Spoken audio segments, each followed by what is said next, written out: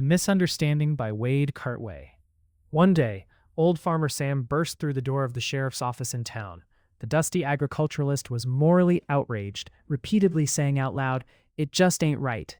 The sheriff, in response to the outburst, came out of his office and directly spoke to Sam. "Hell's bells, Sam, what are you on about?" Sam stared the sheriff right in the eye and said, "My neighbor, Farmer Rod McMillan fucks goats." "Good God, man, that's disgusting. How did you find out?" "It started innocently enough.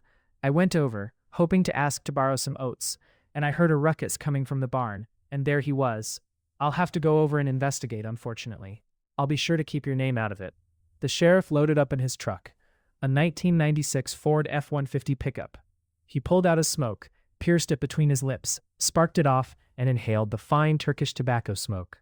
Put the keys in the ignition and start the beast. The machine crawled over to the farmhouse on the McMillan property, and the sheriff eased out of his truck on account of his arthritis, strutting over to the porch. He inhaled one last time from his bad habit and tossed the butt into the gravel. He knocked on the door, expecting the whole thing to be an easily remedied issue. There was some silence, then some indistinct rustling behind the door, and a combined mechanical turning open of locks. "Ugh, hello?" the man said in a strong Scottish accent. "Ah, yes. Mr. McMillan? Sheriff's office? We've received some concerning reports I'd like to discuss with you. I'm sure it's all just a misunderstanding, but we have to do our due diligence."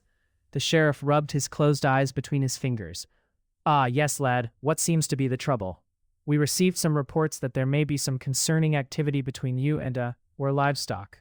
You don't fuck your goats, do you, sir?" McMillan smiled and stroked his long red beard. "Ah, no, sir. This is in fact a huge misunderstanding. We only fuck chickens here. I uprooted my life and moved to Japan, and all I got in return was this I Love Osaka t-shirt. By Aaron Barry. The uabaki don't fit. Neither do the tabi. Sake isn't quite vodka. My coworker doesn't want to be my senpai. My secretary doesn't want to be my kohai. I keep forgetting to water my bonsai. No one here listens to city pop. And onsen's nice, but I prefer a hot tub. IG models are hotter than geisha. A katana's slower than a Barrett 50 caliber. I keep telling the girls they're kawaii, but they just laugh and nod. The figurines I bought don't respond. They don't let me get a Nuru massage. The apartment's tatami mats are scratchy. Sleeping in a futon hurts my back. In my anime, the protagonist always finds a way to build a harem and go on a journey. The expats I hang out with say my plight is normal. We're not in an isekai. We've all made that mistake. You're a visitor here. Enjoy the ride. But I know things will change. The people will one day accept me. I understand them. My story's still unfolding. I've just been caught in a psychological seinen, or maybe a Gintama-like comedy. Once they see I'm a good guy, it'll turn around. I'm gonna be a hero, a wide-eyed protagonist with a reinvented life who arrives right in the nick of time. I just need to be discovered. They've got to realize.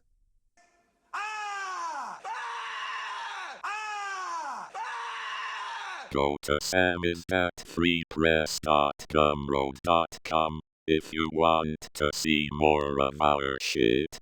Also send your submissions to samizdatfreepress@gmail.com to be featured in our publication or narrations.